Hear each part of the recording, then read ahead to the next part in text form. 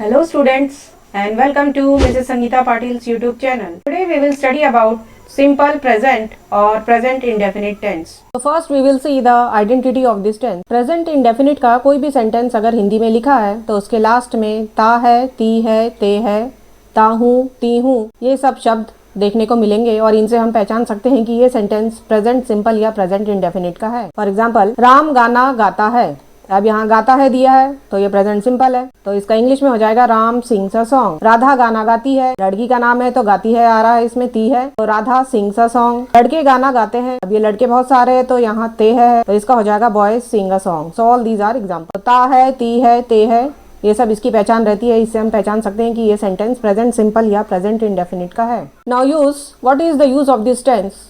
इस टेंस को हम कहाँ यूज करते हैं? सो फर्स्ट, यूनिवर्सल ट्रूथ या सार्वभौमिक सत्य अगर कोई दिया हुआ है तो वो हमेशा प्रेजेंट इंडेफिनिट टेंस में ही लिखा जाता है। For example the sun sets in the west, सूर्य पश्चिम दिशा में डूबता है, तो ये एक यूनिवर्सल ट्रूथ है, ये कभी चेंज नहीं होता, वो वेस्ट की जगह ईस्ट में कभी नहीं डूबेगा। तो ऐसी चीजें जो बिल्कुल सत्य है वो हमें प्रेजेंट इंडेफिनिट टेंस में ही। नेक्स्ट इज डेली रूटीन या दैनिक दिनचर्या। हमारे डेली के जो कार्य है ये हम प्रेजेंट इंडेफिनिट टेंस में ही बताते हैं। For example Mohan goes to school daily, Mohan रोज विद्यालय जाता है, तो ये डेली का काम है, रोज का काम, तो ये हम प्रेजेंट इंडेफिनिट टेंस में लेंगे। नेक्स्ट इज हैबिट या आदत। हमारी जो आदतें रहती है जो हम हमेशा करते हैं तो ये हम प्रेजेंट इंडेफिनिट टेंस में ही बताते हैं। For example I always take my milk without sugar. मैं हमेशा अपना दूध शक्कर के बिना लेता हूँ, तो ये मेरी आदत है कि मैं दूध में शक्कर नहीं डालता और बिना शक्कर के ही दूध पीता हूँ। नेक्स्ट इज फैक्ट और समथिंग ट्रू एट प्रेजेंट। तो ऐसे तथ्य जो वर्तमान में सत्य हो ये हमें प्रेजेंट इंडेफिनिट टेंस में ही लेना है। For example she teaches Hindi in a school. वह एक स्कूल में हिंदी पढ़ाती है या वह एक विद्यालय में हिंदी पढ़ाती है, तो वर्तमान में ये सत्य है। तो ऐसे कथन जो वर्तमान में सत्य है वो हम प्रेजेंट इंडेफिनिट टेंस में ही बताएंगे। तो ये सब इस टेंस के यूज है जहां हम इस टेंस को यूज कर सकते हैं। Now types of sentences. इस टेंस का यूज हम 3 टाइप के सेंटेंस में कर सकते हैं। फर्स्ट इज अफर्मेटिव सेंटेंस या सकारात्मक वाक्य। तो ऐसा सेंटेंस जिसमें नॉट नहीं रहता है वो अफर्मेटिव सेंटेंस होता है। For example she plays hockey, इसमें नॉट कहीं नहीं है, तो ऐसे सेंटेंस में हम प्रेजेंट इंडेफिनिट टेंस देखेंगे। Then second is negative sentence या नकारात्मक वाक्य। इसकी पहचान रहती है कि इसमें नॉट लगा हुआ रहता है। For example she does not play, तो ये हो गया नकारात्मक वाक्य या नेगेटिव सेंटेंस जिसमें नॉट रहेगा। And third type is interrogative sentence या प्रश्नवाचक वाक्य। तो ऐसे सेंटेंस में क्वेश्चन वर्ड शुरू में रहता है। ये क्वेश्चन वर्ड कोई भी WH वर्ड हो सकता है या कोई ऑक्सिलरी वर्ब हो सकती है और इसके लास्ट में क्वेश्चन मार्क लगा रहता है। अब WH वर्ड कौन कौन से हो सकते हैं? ये W से या H से स्टार्ट होने वाले रहेंगे। For example which, who, whom, whose, when, where, why, what, ये सब W से स्टार्ट हो रहे हैं। फिर how, how many, how much, ये सब H से स्टार्ट हो रहे हैं। तो इंट्रोगेटिव सेंटेंस के शुरू में ये सभी वर्ड्स हो सकते हैं और ऑक्सिलरी वर्ब या AV के फॉर्म में उसमें डू, डज शुरू में लगा हो सकता है। तो ये 3 टाइप के सेंटेंस में हम देखेंगे कि प्रेजेंट इंडेफिनिट टेंस का यूज हम कैसे करेंगे। For examples does she play hockey, what does she play, ये इंट्रोगेटिव सेंटेंस के एग्जाम्पल है। Now let's see the structure.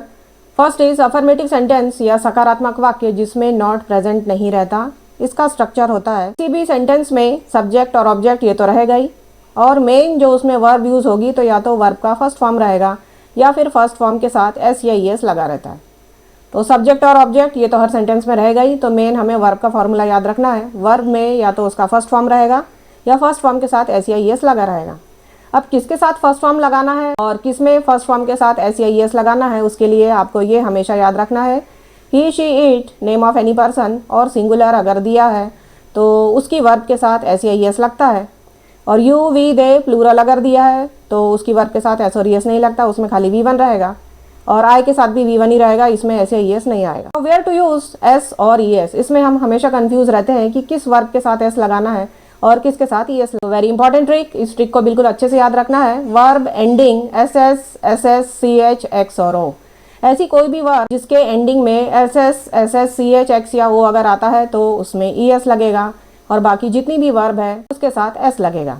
For example pass, polish, catch, fix and go, इनके लास्ट में SS, SH, CH, X और O लगा हुआ है, तो इन सभी में ES लग जाए। Now see this verbs sing, jump, run, इनके लास्ट में ये 5 चीजें नहीं लगी, तो इन वर्ब्स के लास्ट में डायरेक्ट S लग। इंपॉर्टेंट, वर्ब के एंडिंग में अगर S S C H X या ओ अगर दिया है, जैसे ये सभी वर्ब्स, तो इनके लास्ट में हमें एस लगाना है। और बाकी जितनी भी वर्ब्स है जिसमें ये लगा नहीं रहेगा उसमें हमें डायरेक्ट एस लगा देना। सीधे examples, he sings a song. अब ही एक ही है तो इसकी वर्ब के साथ एस लगेगा। ही सिंग्स अ सॉन्ग, वह एक गाना गाता है, हिंदी में ता है। She sings a song, she भी एक है तो इसकी वर्ब के साथ सिंग्स लगेगा, ती है। Rohan sings a song, Rohan एक नाम है तो नाम के साथ वर्ब के साथ एस आएगा, Rohan sings a song. A boy भी एक ही है तो इसकी वर्ब के साथ एस लगेगा। तो he she it, name of any person, और सिंगुलर जैसे अ बॉय तो इसमें जो वर्ब रहेगी उसके साथ एस या ई एस लगेगा। See these examples, you we they and boys sing a song. अब ये सभी प्लूरल है तो इसके साथ जो वर्ब लेंगे उसमें एस या ई एस नहीं लगेगा, यहाँ पर सभी के साथ आ जाएगा सिंग। फिर आई सिंग अ सॉन्ग, आई के साथ सिंग ही आएगा। तो ये कुछ एग्जांपल्स है जिनसे हम बहुत आसानी से समझ सकते हैं कि कहाँ पर एस आएगा, कहाँ पर एस नहीं आएगा। और सभी सेंटेंस के लास्ट में देखेंगे ता है, ती है, ये इधर भी ते है, ये ता हूँ, तो ये सभी पहचान है।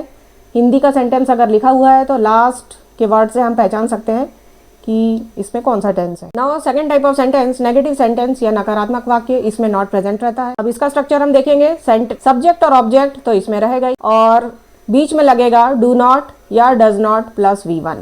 अब कहाँ डू नॉट लगाना है, कहाँ डज नॉट लगाना है, तो he she it, name of any person और सिंगुलर अगर दिया है तो इसके साथ आएगा डज नॉट प्लस V1। जब डज नॉट आता है तो वर्ब में ऐसे एस नहीं आएगा, वहां से ऐसे एस हट जाता है। और यू वी दे और प्लूरल अगर दिया है तो इसके साथ आएगा डू नॉट प्लस V1, और आई के साथ भी रहेगा do not plus V1। Now सीधे example, he does not sing a song, वह एक गाना नहीं गाता है। अब ही दिया है, एक है तो इसके साथ लगेगा डज नॉट, और जब डज नॉट लगेगा तो वर्ब में एस और एस नहीं आता है तो ये हो जाएगा डज नॉट सिंग।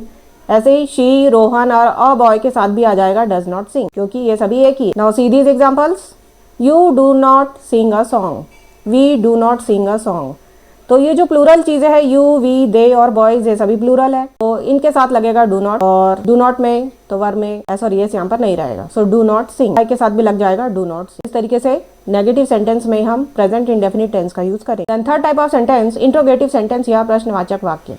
तो इसमें क्वेश्चन वर्ड दिया रहेगा और लास्ट में क्वेश्चन मार्क लगा रहेगा। अब सेंटेंस का स्ट्रक्चर, शुरू में डू या डज रहेगा, उसके बाद सब्जेक्ट, वर्ब और ऑब्जेक्ट, और लास्ट में क्वेश्चन मार्क लगा रहेगा। या फिर WH वर्ड प्लस डू या डज। इंट्रोगेटिव सेंटेंस दो टाइप के हो सकते हैं, एक तो है डायरेक्ट डू या डज से स्टार्ट होने वाले, और दूसरा है जिसमें WH वर्ड के साथ डू या डज भी लगा रहा है। डू या डज किसके साथ लगाना है, तो he she it, name of any person और सिंगुलर अगर दिया है तो उसके साथ आएगा does. You we they plural अगर दिया है तो उसके साथ आएगा डू, और आई के साथ भी आएगा do. Now see this examples, does he sing a song. अब यहाँ पर दिया है ही एक ही है तो इसके साथ लगेगा डज। डज जब शुरू में लगाएंगे तो वर्ब के साथ ऐसे यस नहीं आता है, so does he sing a song, क्या वह एक गाना गाता है, और लास्ट में क्वेश्चन मार्क लगेगा। ऐसे ही शी, रोहन और अ बॉय के साथ भी सेम पैटर्न यूज करेंगे, डज यहाँ सामने लगाएंगे और जो वर्ब है उसमें ऐसे यस नहीं आए। Now do you sing a song, you we they या प्लूरल जैसे बॉयज अगर दिया है तो इसके सामने लगेगा डू, और वर्ब के साथ ऐसे यस नहीं लगाना है और लास्ट में क्वेश्चन मार्क लगा देंगे तो ये हमारा इंट्रोगेटिव सेंटेंस बन जाएगा। ऐसे ही आई के साथ डू आता है, so do I Singh a song. तो इस तरीके से हम प्रेजेंट इंडेफिनिट टेंस में इंट्रोगेटिव सेंटेंस बना। Now we will practice some MCQs of this tense. Question number 1, my brother dash car. Your options are likes, liking, like और is likes. अब यहाँ पे दिया है माय ब्रदर एक ही है तो इसके साथ जो वर्ब लेंगे उसमें एस या एस आएगा, so your answer will be my brother likes car. Then question number 2, people dash roses. अब यहाँ पर दिया है पीपल बहुत सारे हैं या प्लूरल है तो प्लूरल के साथ जो वर्ब लेंगे उसमें ऐसे यस नहीं आता है तो इसके साथ आ जाएगा people like roses. Then question 3, Aditya dash a car. अब यहाँ सभी में नॉट दिया हुआ है, मीन्स नेगेटिव सेंटेंस है। अब आदित्य एक व्यक्ति का नाम है तो जब व्यक्ति का नाम दिया रहता है तो उसके साथ लगता है डज, तो जब हम डज नॉट लगाएंगे तो वर्ब में से ऐसे यस हटा देते हैं तो डज नॉट, और ड्राइव्स में से एस हट जाएगा तो बचेगा does not drive, so your answer will be does not drive. Aditya does not drive a car. Aditya के साथ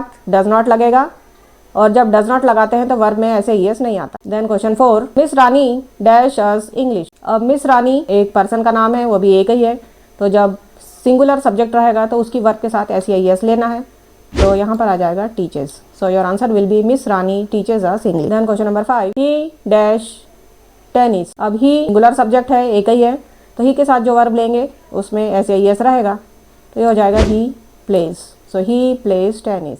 then question 6, a boy dash a picture. अब यहाँ पे अ बॉय दिया है, ये एक ही लड़का है, तो सिंगुलर है, तो सिंगुलर के साथ जो वर्ब रहेगी उसमें SAES रहेगा। So a boy paints a picture. Then next question number 7, John dash daily. John singular subject है, सिंगुलर सब्जेक्ट के साथ जो वर्ब लेंगे उसमें SAES रहेगा, तो answer will be John swims daily. Question number 8, dash Monali dash a mango. अभी इसमें क्वेश्चन मार्क लगा हुआ है, मीन्स ये इंट्रोगेटिव सेंटेंस है, तो डू या डज में से हमें डिसाइड करना है कि इसके साथ क्या आएगा। ये मोनाली पर्सन का नाम है, तो जब सिंगुलर पर्सन रहता है तो उसके साथ हम लगाते हैं डज, तो एक तो डज आएगा, और जब डज लगाते हैं तो उसकी वर्ब के साथ SAES नहीं आता है, तो यहाँ पर हो जाएगा डज और कट। डज लगेगा, और जब डज लगेगा तो वर्ब में से SAES हट जाएगा। So your answer will be does Monali cut a mango. Then question number 9, children dash cricket. अब ऑप्शंस में सब में नॉट लगा हुआ है, मीन्स ए नेगेटिव सेंटेंस है। अब चिल्ड्रन प्लूरल है, बहुत सारे बच्चे हैं, तो प्लूरल के साथ नॉट लगेगा, और डू नॉट जब लगाएंगे तो इसमें भी वर्ब के साथ SAES नहीं आएगा, तो ये हो जाएगा डू नॉट प्ले। चिल्ड्रन बहुत सारे हैं इसलिए डू नॉट लगे और वर्ब में SAES नहीं आएगा, so answer will be children do not play cricket. Then question number 10, dash the sun dash in the east. Question mark लगा हुआ है, तो ये इंट्रोगेटिव सेंटेंस है। अब यहाँ पे दिया है द सन एक ही है, तो इसके साथ लगेगा डज, और जब डज लगाएंगे तो वर्ब के साथ SAES नहीं आएगा, तो राइज और राइजेस में से हम लेंगे rise.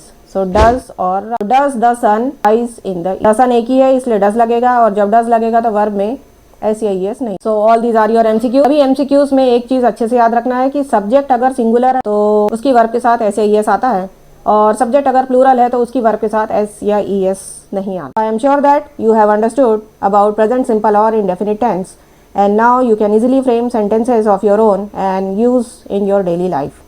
So we will meet in the next video with a new type of text. Till then, keep updating yourself by watching my videos. Thank you.